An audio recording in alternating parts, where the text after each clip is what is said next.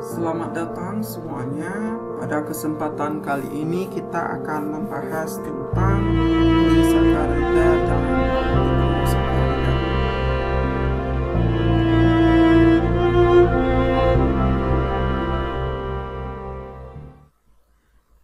Disakarida sudah tahu semuanya kalau itu artinya dua, di mana dia itu terbentuk dari dua monosakarida dan pembentukan itu dibantu oleh ikatan kovalen yang disebut ikatan glukosida, di mana si glukosida itu akan membentuk air, molekul air dan juga jembatan oksigen dari karboksil dari setiap monosakarida yang membentuk disakarida. Bisa dilihat di sini. Ini misalnya contoh dari glukosa, ada dua glukosa di sini. Terlihat ada karboksil dan juga ini juga karboksil. Dua monosakarida ini dibantu oleh glycosidic linkage atau ikatan glikosidik. Dia itu akan membentuk jembatan oksigen dan juga akan membentuk molekul air.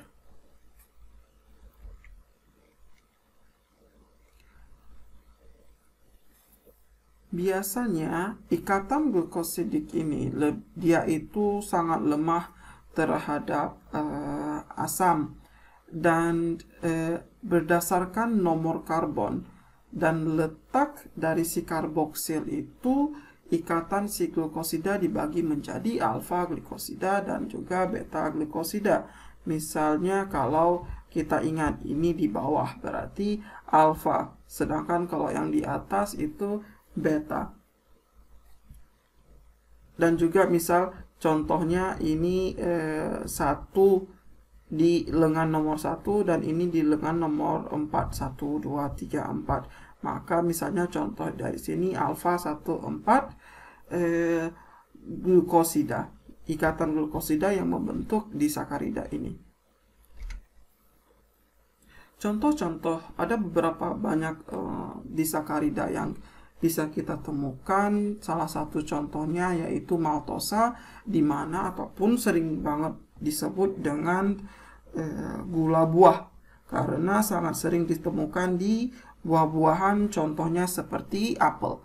Si maltosa ini terbentuk dari 2D-glukosa, di mana si kedua dari D-glukosa itu terikat oleh alfa 1,4 glikosida. Bisa dilihat di sini. Karboksil, dua karboksil dari glukosa, OH dan hidrogen di sini berikatan dan membentuk molekul air, sehingga hanya tinggal si oksigen dan membentuk jembatan oksigen yang mana mereka itu membentuk si maltosa. Si maltosa ini sangat mudah larut dalam air. Ingat sempat kita bahas tentang proses reduksi ataupun sifat reduksi dari si karbohidrat. Apabila di monosakarida ataupun disakarida tersebut ada grup dari aldehida ataupun keto, maka dia itu memiliki sifat reduksi. Sama juga seperti si maltosa ini bisa dilihat ada karboksil di sini, berarti kalau ada karboksil di ujung gugus si maltosa, maka itu membuktikan bahwa si maltosa memiliki sifat reduksi. Contoh lain dari disakarida yaitu laktosa ataupun yang sering ditemukan gula susu yang sering ditemukan di susu. Mohon maaf. Biasanya laktosa itu sangat ditemukan saat sintesis laktasi pada kelenjar payudara. Si laktosa itu terbentuk dari satu molekul galaktosa dan juga 1 molekul D-glukosa, dua-duanya D ya. Bisa dilihat di sini bahwa ikatan yang membentuk si laktosa itu adalah beta, ini 1, 1, 2, 3, 4, beta 1, 4 glukosida, di mana kita bisa lihat juga dia itu di sini ada karboksil yang berarti memiliki sifat reduksi, dan laktosa berbeda dengan si maltosa, dia itu susah larut di dalam air. Contoh selanjutnya yaitu sukrosa atau kita sering sebut gula dapur mungkin. Biasanya dibuat dari tebu ataupun bit. Si glukosa itu terbentuk dari si 1 molekul D-glukosa dan 1 molekul dari D-fruktosa, di mana mereka itu akan diikat oleh si alfa 1 dan beta 2 ikatan glukosida. Oke. Sehingga ikatan glukosidanya ini itu alfa beta 1 2 ikatan glukosida. Dan bisa dilihat di sini tidak memiliki karboksil, maka oleh sebab itu si sukrosa tidak memiliki sifat reduksi. Dalam larutan sukrosa, biasanya polarisasi itu akan berputar ke sebelah kanan. Namun saat dihidrolis, si sukrosa itu akan menghasilkan kembali glukosa dan fruktosa dalam polarisasi ke arah kiri, di mana oleh sebab itu akan mengakibatkan si gula yang dihasilkan lebih manis dari sukrosa tersebut. Biasanya peristiwa yang ini dinamakan inversi atau berbanding terbalik.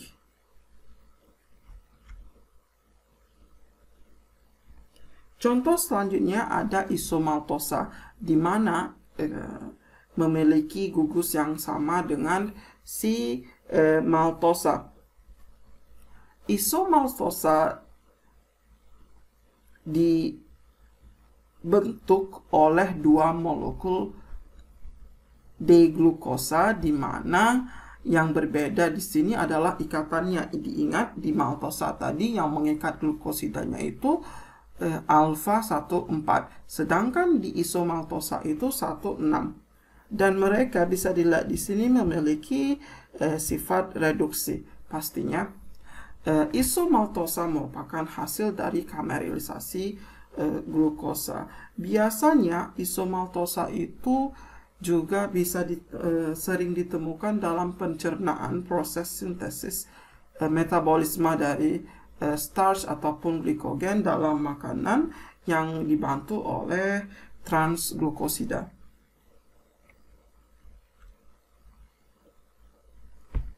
Contoh lain dari disakarida yaitu trehalosa, di mana trehalosa itu sangat banyak ditemukan di dalam industri pangan untuk pembuatan seperti ragi misalnya. Trehalosa itu bisa ditemukan banyak di alam bebas pada serangga ataupun pada jamur. Trehalosa dibentuk dari 2 molekul D-glukosa yang diikat oleh ikatan alfa 1,1 glukosida. Di sini kita ketahui tidak adanya hidroksil di sini, hidroksilnya di atas, berarti dia itu tidak memiliki sifat reduksi. Selobios, kalau selulosa sudah sering dengar, tetapi selobios itu adalah hasil hidrolisasi dari si selulosa.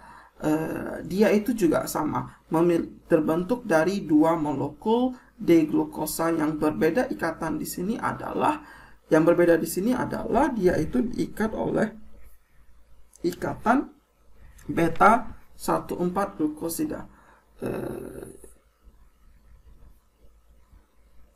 Di mana mereka itu bisa dilihat di sini memiliki sifat reduksi.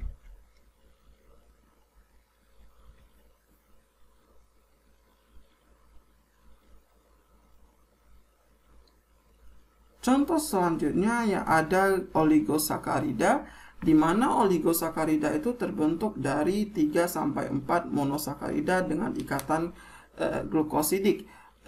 Di ikatan glukosidik itu di organisme biasanya ditemukan dalam dua bentuk, yaitu N-glukosid dan juga O-glukosidik. Dan mereka itu ditemukan di dalam struktur glikoprotein ataupun glikolipid. Biasanya, misal contoh di sini kita bisa lihat ada 3 dari monosakarida. Ini itu bentuk dari si maltotriosa, misalnya. Maaf. Dan yang di bawah ini bisa kita lihat contoh dari bentuk si rafinosa. Rafinosa itu sangat banyak ditemukan di dalam alam bebas, nomor 2 setelah si selulosa. Banyak ditemukan dalam tumbuhan. Misalnya kalau maltotriosa itu banyak ditemukan saat pencernaan si polisakarida. Oleh sebab itu, si oligosakarida bisa ditemukan saat metabolisme dalam tubuh, metabolisme polisakarida, ataupun bisa juga ditemukan di dalam alam. Contoh ini, tadi kita sempat sebutkan ada namanya ikatan O-glikosidik dan N-glikosidik. Apabila dia itu antara dari sesama monosakarida itu terikat dan membentuk jembatan oksigen, maka dia disebut ikatan O-glikosidik. Tapi apabila yang berikatannya itu ke si nitrogen, maka dia disebut N-glikosidik. Terima kasih, sampai di sini penjelasan singkat saya tentang disakarida dan oligosakarida. Kalau kamu suka, jangan lupa di like dan di komen. Jika ada pertanyaan, silakan tulis pertanyaannya di komen ataupun langsung DM saya di Instagram. Sampai jumpa.